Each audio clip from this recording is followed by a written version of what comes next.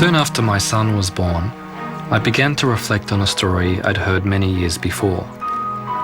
It was a story about the power adults hold over children. The stories we tell them, and the stories, like this one, that they are never meant to hear.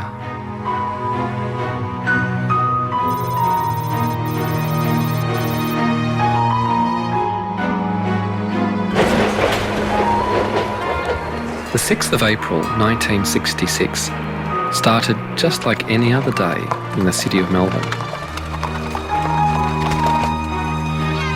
Then something very strange appeared in the sky above the suburb of Westall. It hasn't been explained to this day. This boy come running in and say, Mr. Greenwood, there's these things in the sky, these things in the sky. We looked up and we just saw this saucer type thing taking off. It wasn't a plane, it wasn't a balloon, it was nothing like that. A lot of the kids took off towards where it seemed to go. All the students were just running all over the place, hysterical. Westall High School as a teaching situation ceased. My girlfriend and I sat on the fence, climbed the fence, the school boundary, and we were crying, thinking it was the end of the world.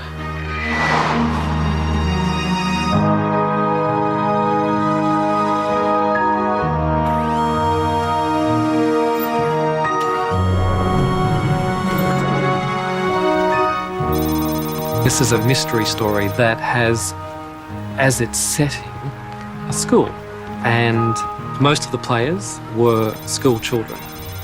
They had this extraordinary experience, which they then tried to share with adults, and a lot of them had a lot of trouble doing that. They were disbelieved, almost stigmatised. I think, like a lot of other people, I just shut up about it because of the ridicule, and it was everybody. You know, you were a kid, you were making it up. So you just be quiet, and in your mind you just think, I know what I saw, and no one's ever going to shake me from that. I know what I saw. I really felt for them as people who had this incredible experience, and yet they haven't been able to make sense of it.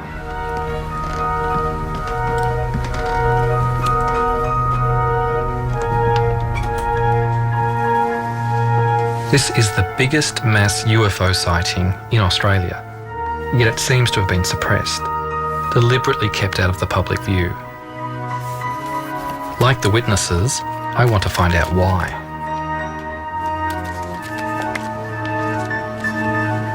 Whatever material was created about this story has simply been buried. And yet, this memory has survived. And it only has to be slightly pricked, and it's like the floodgates open, and all the memories come rushing out. I was precipitating various chemicals in order to make crystals, and I just happened to be looking out the window, thinking how to fudge my science report. What I saw directly south was something that I'd never seen before. We were out playing sport on the oval. One of the kids yelled out, look up in the sky, you know, it's flying saucers. And I remember we all looked up, and it really was a flying saucer. I mean, from what you imagine, a flying saucer, it was a round silver disc, and it seemed to be very low over the school, and I remember kids screaming and running inside. This student came in, was hysterical, leaned up against a sliding door, screaming, "There's a flying saucer in the oval." And of course everybody started to head towards the door, and the teacher said, "Sit down, it's not recess yet," and a few minutes later the bell went off. Everyone started moving, like a whole lot of zebras being terrified by crocodiles. I went where the herd went.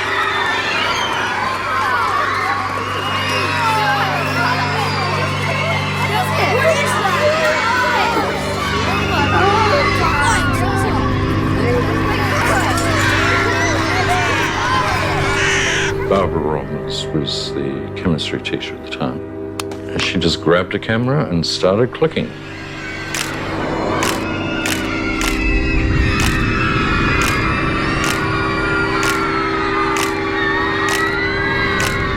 I went into the staff room. Because I knew I wouldn't have a chance to have a cup of tea any other time, I went to get a cup of tea. And then because I was a smoker, and this is something that has stayed with me for 42 years. Yes. I lit up a cigarette, and so I don't know how much I delayed before I went outside. Everyone just took off out into the oval. In time to see it lifting off from the oval, it was probably, I don't know, 50 feet or more in the air at that stage. I see Andrew Greenwood, the science teacher, coming towards me, and he said, "Did you see it? Did you see it?" And he pointed up in the air, and I said, "No, see what?" I have a very, very clear picture of him, and I remember almost exactly what he said. And he said it was up in the sky, it moved at incredible speeds, it hovered, it seemed to go away, and there seemed to be light planes.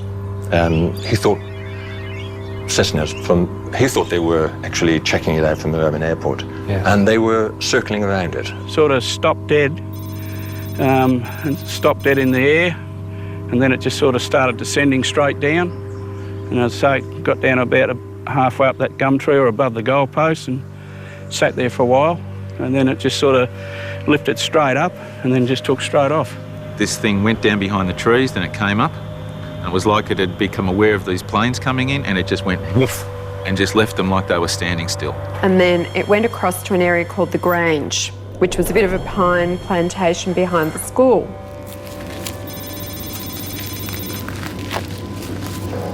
Because I walk around with the Westall story inside my head, as soon as I enter the landscape of Westall, out it comes like a three-dimensional children's storybook. It pops up out of the soil. It's like I've entered my favourite children's story.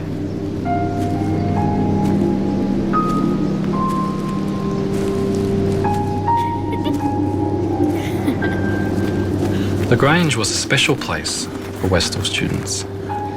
It's where they went on cross-country runs, but it's also where childhood games and hunting for lizards gave way to illicit smoking and steamy liaisons.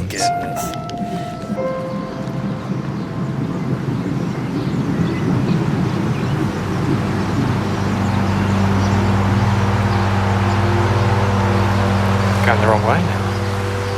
Let's be back here.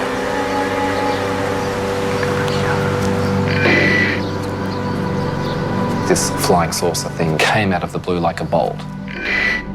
It's intertwined with romping around down at the Grange, out of sight of the school authorities or their parents. It has that sense of being involved with something dangerous or clandestine, and they were part of it. A lot of the kids took off towards where it seemed to go, and it disappeared down behind the trees. So we all got through this fence and ran towards where it had appeared to land. Tanya and I and this other girl, we were over the fence. Tanya was in the lead, and we ran towards where it was coming down. Tanya! I lost sight of Tanya. She was in front of me. A couple of girls got there faster than me. I was a bit slow, and they'd actually passed out.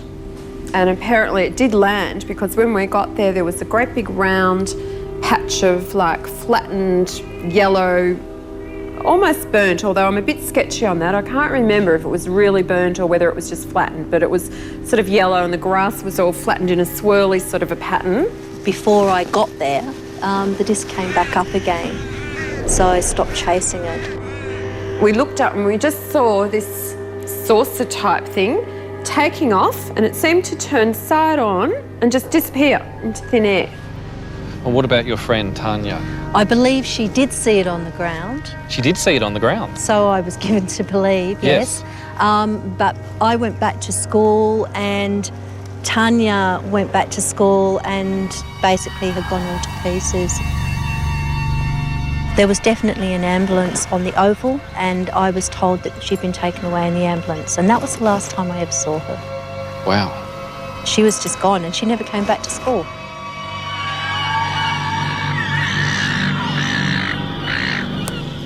Tanya wasn't the only person who saw the craft on the ground. Before they headed over to the Grange, Victor Zakruzny says 2 objects landed in a grassy paddock where a street is now. All the kids were hanging on the fence there. There's quite a few kids there. Mm-hmm. It's a high fence, and I got up to the top there, and all you could see is two discs, one there and one a bit further away, probably 3 metres apart. I could hear somebody in the background saying, "Stay away, don't jump the fence." And so I said, "Oh, bugger, I'm going over the fence." The craft probably would have been about there. And there was another one set back a bit on an angle, probably just about there. There's a few kids walking around there, and I was the only one on this side. I got up to it to want to touch it, and it was, well, you could feel heat about 1 metre away coming from it. It was pretty warm or hot, and within a minute or so, it just, both of them just lifted up at the same time, about this height. And I seen, oh, that was breathtaking watching that, and then it just gradually lifted up and then went off towards the pines. I did a rough sketch of it. Wow, look at that. This is the view from underneath. That's underneath. There's no seams, no joints, it's just smooth metal. Normally an aircraft has sheet metal, pop rivets, or all that sort of stuff there. This looked like come out of a mould or something like that, all one smooth piece of metal. It was just incredible. It's just something like you see in the movies. But this is more than just cinema. If we look at the possibilities for this story, they are extraordinary. We're talking about the possibility of life coming from another place and just appearing one day in their midst, and then leaving again and leaving everybody with so many questions, but with a new openness to the beyond. If I'd been at Westall on that day, I would like to have raced after that flying saucer and gotten so close to it, to have held it in my hands. But the adults at Westall High School saw it differently. That afternoon, our principal called a special assembly and told us all not to talk about it. All I know is the whole school was told off. The headmaster says, "All you kids are nuts. It's a weather balloon. Don't talk about it." I was prepped to tell the students that what they'd seen didn't exist. We weren't allowed to leave the school, at least I wasn't. My job was to walk up and down the corridors and make sure that all students were in their rooms. I was walking back from the West End. There was a confrontation between Mr. Sambleby, Barbara Robbins, and a man I'd never seen before. I thought it was a police uniform, but it was just dark blue. It was demanded that she hand over not the film, but the entire camera. I was near the gate and the police had arrived.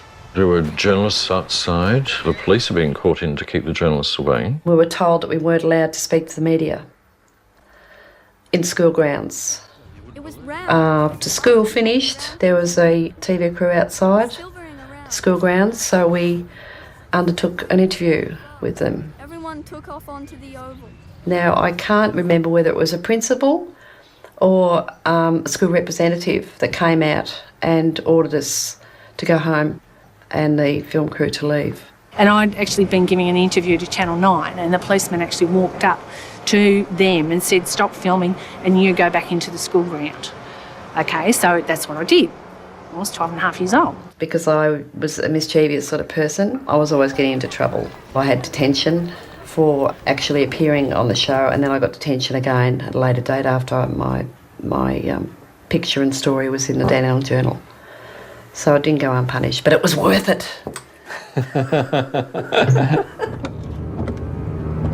I now had 2 new leads to follow, Channel 9 and the Dandenong Journal. I rang Channel 9 first. They searched for a flying saucer story, and there it was.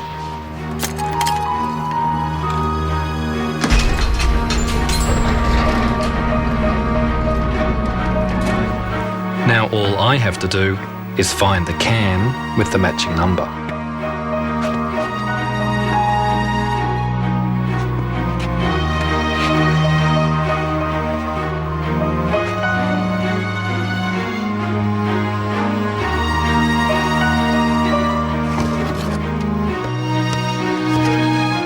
But oddly, there was nothing there. I was absolutely devastated, and nobody had any idea where it had gone.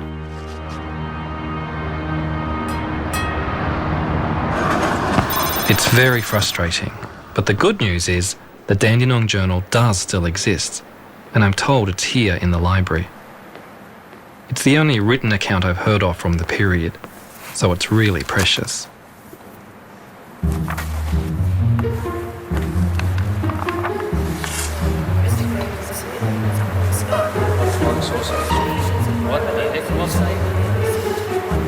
Westall High School.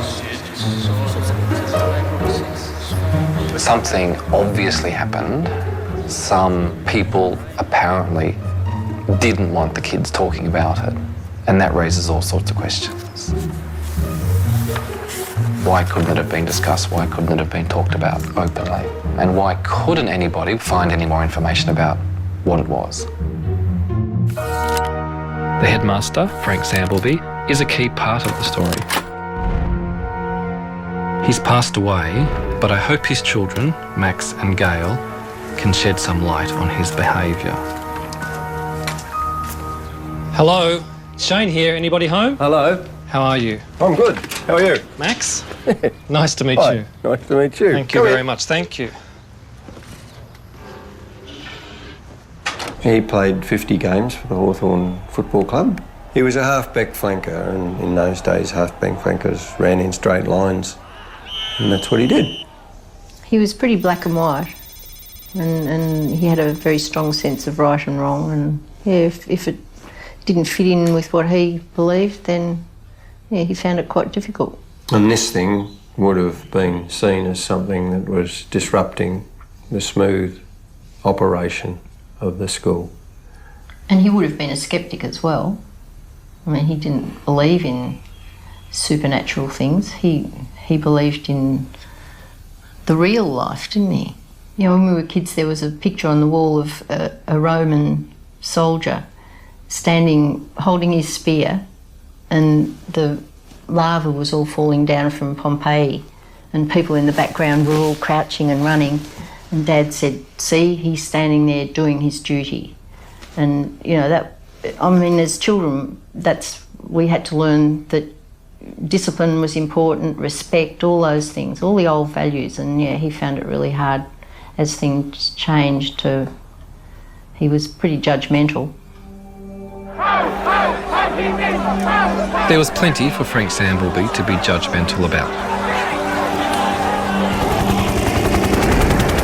In the 1960s, rebellion at home and on the streets brought many young people into conflict with the establishment.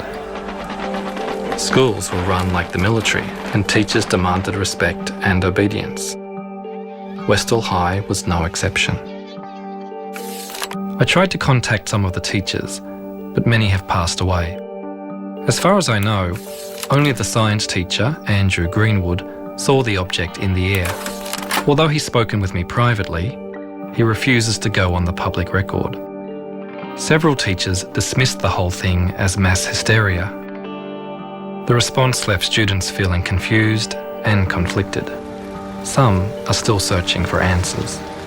I want to find some sort of proof that this happened, so we don't keep on, you know, getting called silly people. And you know, no one's ever wanted to know the details before. They just think I'm stupid, and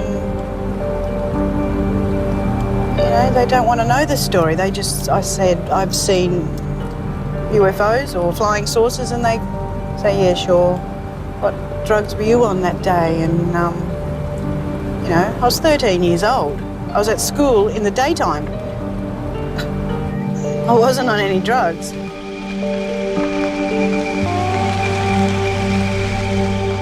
Slowly you start to drift. I'd like you to visualize the area that we've discussed before. You're in the classroom. You're with Mr. Greenwood, who was the teacher there. There's a little fella comes running around and says, there, flying saucers outside, flying saucers outside. Everybody laughed. And Mr. Greenwood said, come on then, let's have a look. See yourself running down the oval.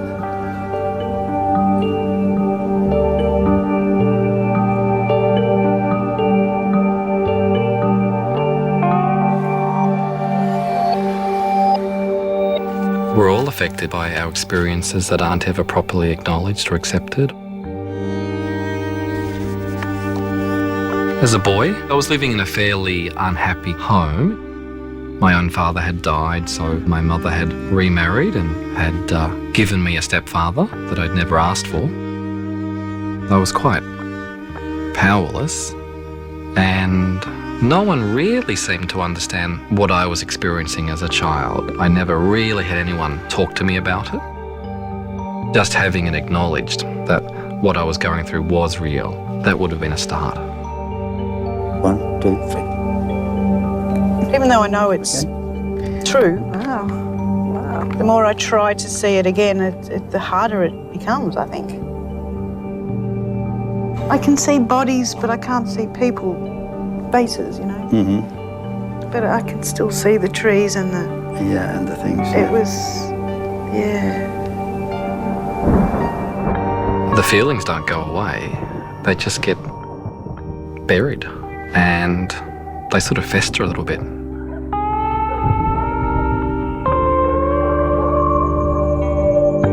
I saw the classroom for the first time, and then I saw heads bobbing, walking across the oval towards the end of the school ground, and then there they were. Still not 100% clear, but I know what they are. They're UFOs.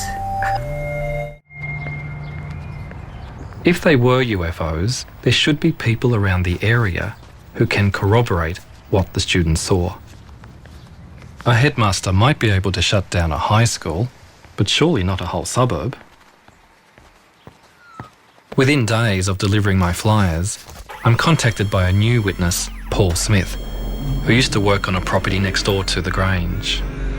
We were loading up for market, and as we were pulling the carrots up, I looked up and I was facing the object in the sky, and I just thought, oh, somebody's got some way of projecting a film of something into the sky. I didn't believe that it was really happening. But my boss turned around and he saw it, and we stood there looking at it for several minutes. A few moments later, the children came over from the high school and they noticed us, they saw us, and they sort of took a while to make up their mind whether they would come onto the property, realising it's private property. Yes. And they decided they'd come in anyway, and they did. They ran straight over the market garden, and they crossed and walked down here to this corner. After a while, trucks turned up with, it looked like army trucks. Right. And there would have been about 20 guys got out. About how long after the object had vanished in the trees? Oh, I think it was only 20 minutes, which is not a long time. How did you know they were from the army? Well, they were khaki-coloured trucks, the covered in patches, you know, sort of, that they, to hide, you know. Like camouflage? Camouflage truck, yeah. And it was the long ones that carried quite a few people, and a couple of jeeps. So a couple of trucks, and a couple of jeeps, and about 20 men in uniforms? Yeah. And the uniforms were what sort of uniforms? Just khaki-coloured uniform. Just khaki? Yeah. No other, don't remember any other sort Not of... that I can remember, colours or... No. I went looking for a military expert. If the army was able to turn up in just 20 minutes, where could they possibly have come from? It's quite evident that there was no deployable troops available in Melbourne at the time. The main units were all logistic, the supply battalions and so forth at places like Broadmeadows. There were lots of citizen military forces, today's equivalent of the Army Reserve, part-time units, but they couldn't have responded so rapidly, and nor could they have responded in such a large number. I've come to the conclusion that the first people to respond to the incident at Westall would have been civilians of some sort, quasi-civilians, probably working for defence and probably wearing the sort of work dress that civilians working for, say, the Department of Supply, say, the research and development establishments of the period, the sort of work dress that those personnel wore. I discovered that other people in uniform were seen in the area on the day of the sighting. Les Medju went to the Grange with his younger sister, but they saw what seemed to be a different unit. We hid behind this tree, but fortunately this tree, the branches came down to the ground. Here we are, crouched down on our knees, and we can only look every so often as this tractor came around. He was on guard duty. This was a farmer who has decided to help out. We observed 2 army trucks, 2 men in camouflage, and 2 men in blue uniforms. We better cover this area. And it appeared that a soldier was using a metal mine detector. He's walking around sweeping back and forth. Keep down. They'll see The us. next time I see them, they turned and they started kicking violently at the ground. The 2 officers decide then, time to come back. They come back to the truck and they were gone, and then we could enter the paddock. Les. We had no idea what we were walking into. We didn't know what those army men were doing, and all I can say, it was just, what is this? To have the army there and all the rest of it, it was something important. They certainly were not Australian, because Australians were not using camouflage uniforms in those days, in the mid-60s. Nor would they have been British. But the description of the uniforms certainly matches those worn by the United States Air Force in the mid-1960s. There were American military and intelligence personnel in Australia in 1966 as part of the Vietnam War effort. The Cold War between the USA and the Soviet Union was in full swing, extending across the world and even into outer space. We choose to go to the moon in this decade and do the other things, not because they are easy, but because they are hard. The space race between the superpowers fueled the public imagination at all levels. Flying saucers have invaded our planet. Washington, London, Paris.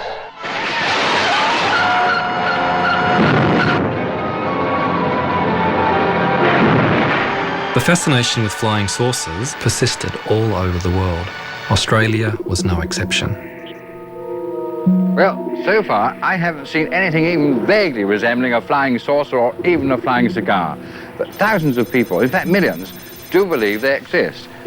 What do you think they are? They are real, anyway. They come from the other planets. Some of them may come from the centre of the Earth. I haven't seen one close up yet. This is what I'm looking forward to one day. You took a step towards the figures and the object. We used to invite people who reported sightings to talk about their experience, because if the sighting was a dramatic one, they would feel, I just need to talk to somebody. But if I discuss it with my friends, they say, what have you been drinking? But they needed to talk to somebody who would take them seriously. Although society members tried to investigate at Westall, they came up against a wall of silence. All they can now find in their files is a couple of photographs and a sighting report filled in at the time by one of my student witnesses, Joy Tai. They also went to Moorabbin Airport to look for the pilots of the aircraft that apparently chased the UFO, but nobody came forward. I decided to do my own investigation. I contacted a retired air traffic controller to find out how a UFO and several light planes could fly so close to each other without a report being made. Who was responsible for controlling the airspace? Moorabbin Tower was responsible for the area within a 5-mile radius of Moorabbin and up to 3,000 feet. And above that, it was the responsibility of Essendon Approach.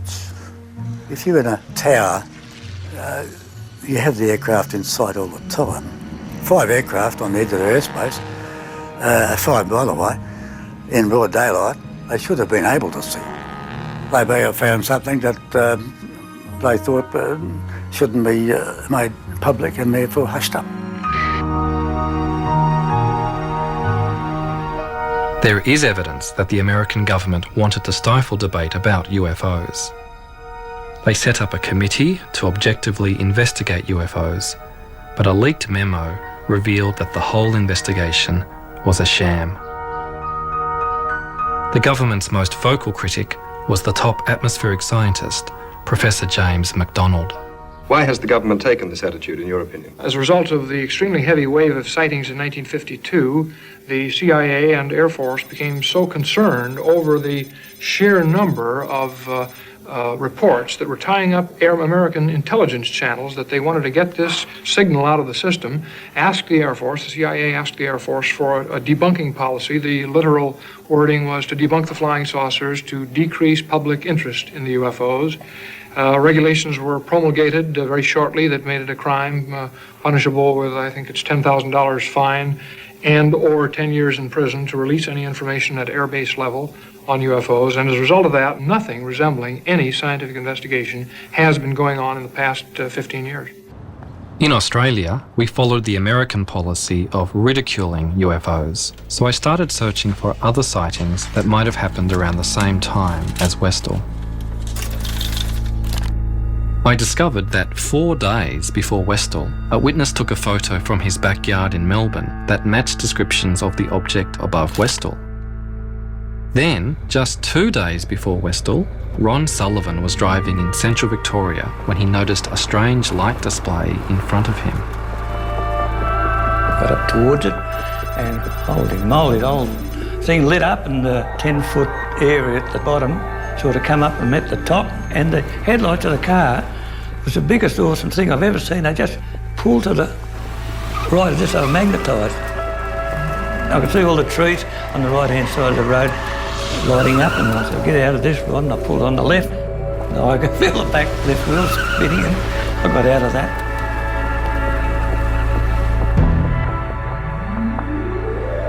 Ron only reported the incident after he heard that a young man died when his car collided with the same tree Ron had narrowly missed 2 days earlier.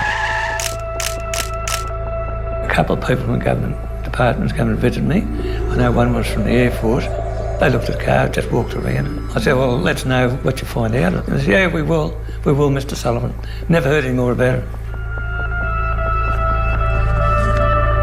When I checked out the Royal Australian Air Force's list of UFO sightings for 1966, none of these cases were mentioned, though we know they investigated them.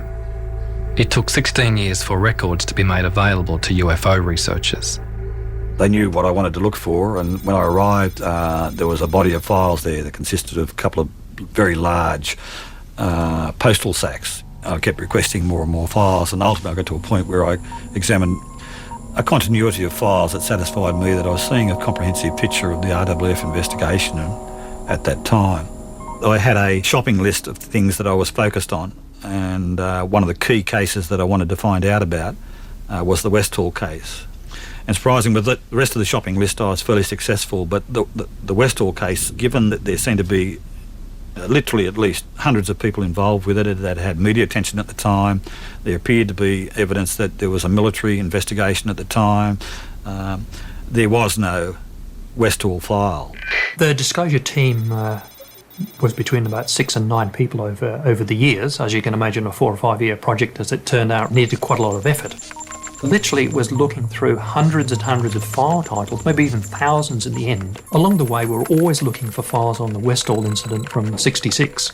We started off with the Air Force, but within the Department of Defence, we also checked out files belonging to the Air Board, unit files from Air Force bases, former Department of Civil Aviation, Air Safety Bureau, CSIRO, intelligence files, ASIO. But the net result is we found nothing in this mammoth volume of government documentation which would even begin to be a hint that there was something about Westall in the government files.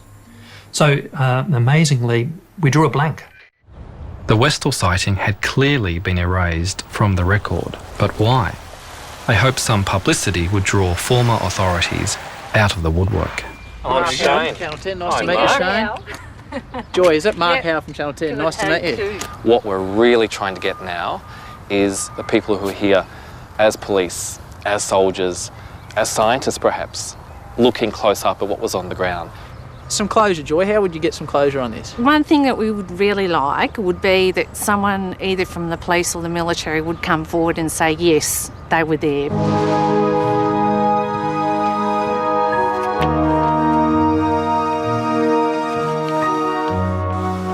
Nobody from the authorities contacted me. But another witness did. Kevin Hurley saw the circles at the Grange on the day of the sighting and went back the next day for another look. Then when we came to the area where we'd gone through the paddock, yes, there was the Air Force of the Army, a whole group of them there, stopping us from going through into the paddock. Don't come near this in this area, and we just headed off back home. And did they give you any reason why you couldn't come through? No, there were vehicles on the paddock, and they had some sort of instrument which at the time I thought looked like Geiger counters. The strong memory I've got is what happened after that. About a week later, I decided to go back again to have another look. As soon as we got down to where the paddock started, all the grass had been cut,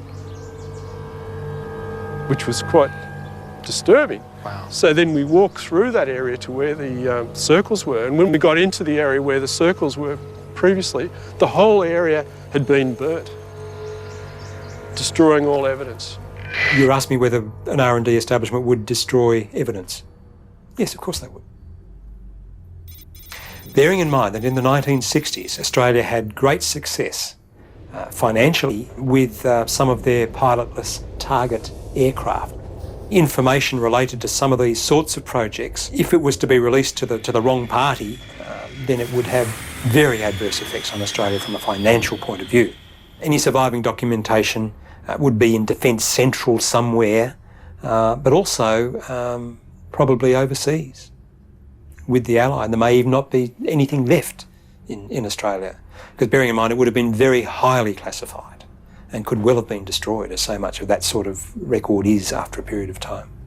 So it's no wonder that I haven't unearthed any official records on Westall, but it's clear the authorities had something to hide. Just got called into the gymnasium, and then these people spoke, and they just sort of said, oh, well, what you saw was sort of an experimental thing, and we just don't want anyone talking about it or it going any further. So how many people were there that came, and do you remember? I think there was 5, from memory. And they were they men and women, or? I think there was 3 men and 2 women, from memory. So I'm not 100% sure.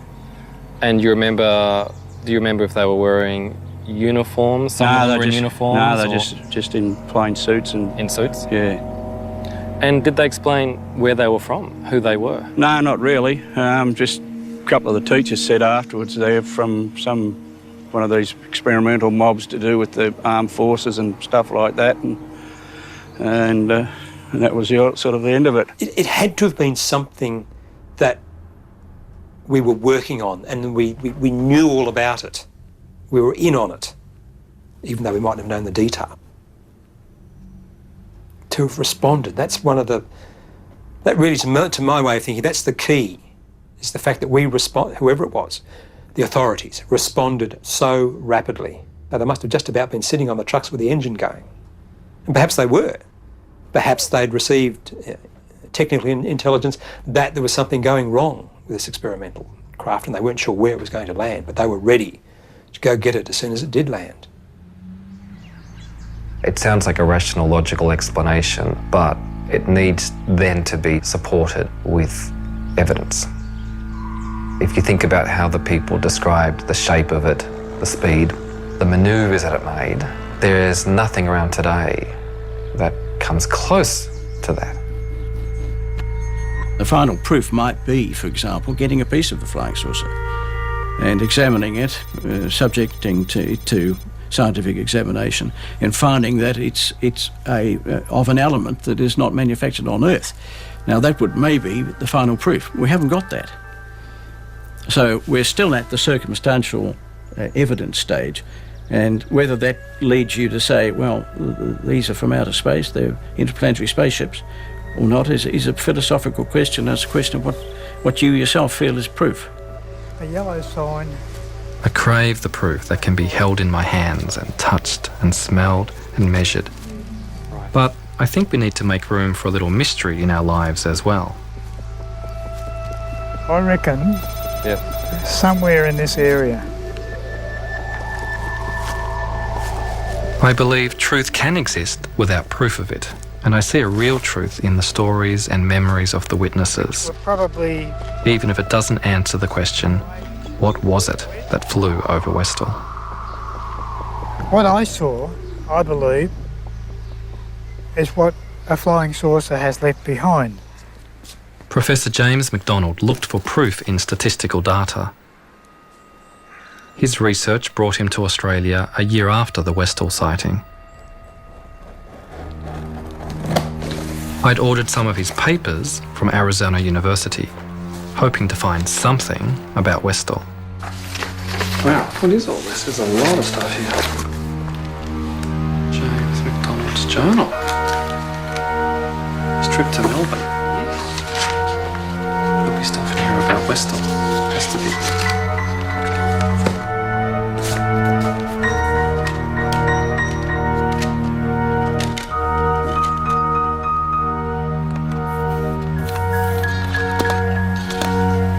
And recording next a discussion with Mr.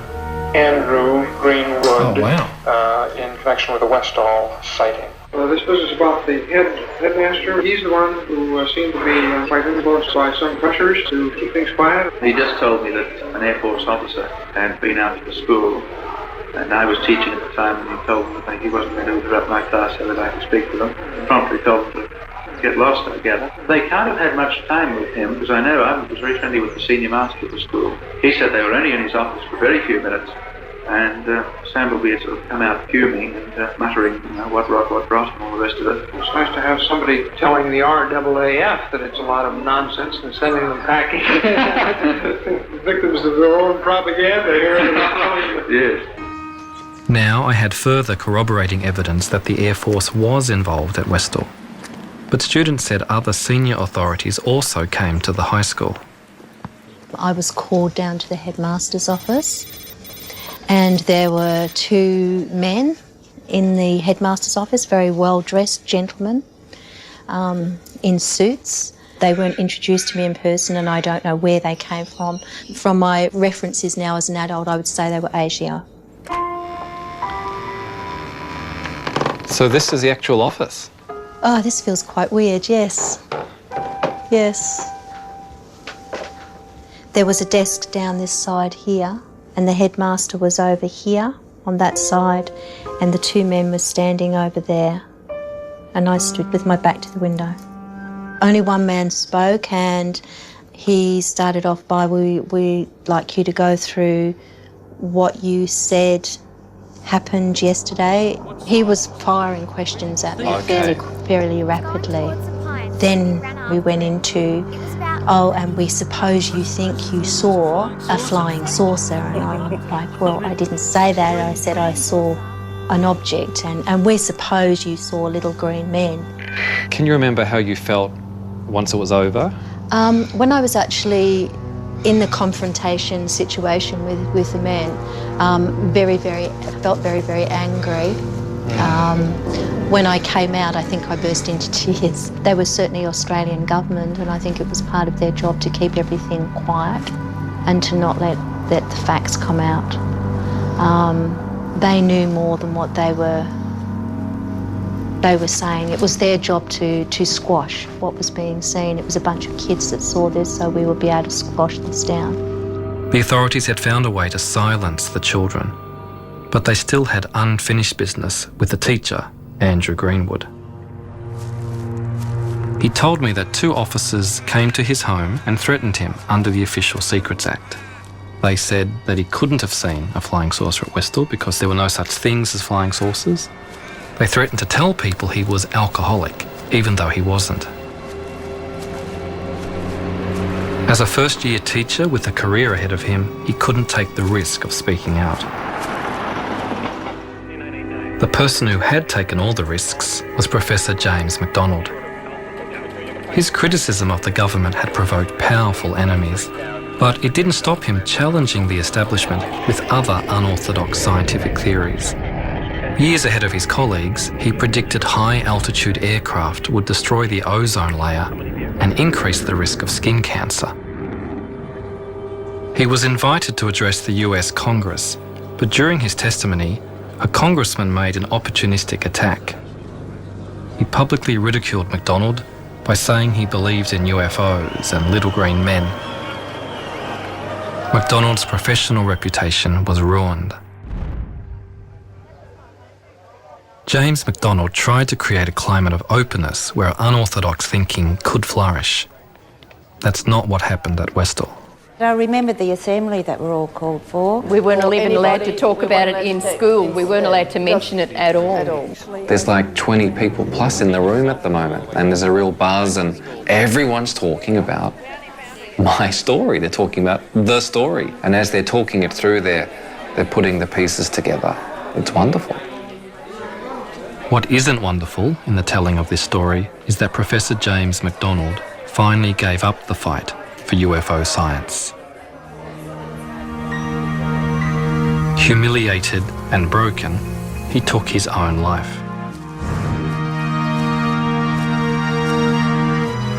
MacDonald's suicide played on my mind. I began to think about weapons of mass destruction and global warming, where other brave scientists spoke out and were quickly shut down. I want my son to grow up in a world where it's possible to discuss and investigate even the craziest ideas without fear of ridicule or punishment. Side to side, sway. It's fantastic. Was it something from another planet at Westall? It certainly flew, as if it was. I'm left with the feeling that what people saw was what they said they saw. Something out of this world. All I knew was what I saw, and it definitely was not any aircraft of the day by any stretch of the imagination, and it certainly was not a weather balloon. It still would take me to my grave. What the hell was that? It was amazing, and something that I've never forgotten. But you just sort of had it stored in the back of your mind because a lot of people are sceptical. The fact that they can travel so fast and that they've been spotted all over the world, landings and very similar stories of these patches of flattened grass or burnt grass. I personally believe that there is something going on somewhere else.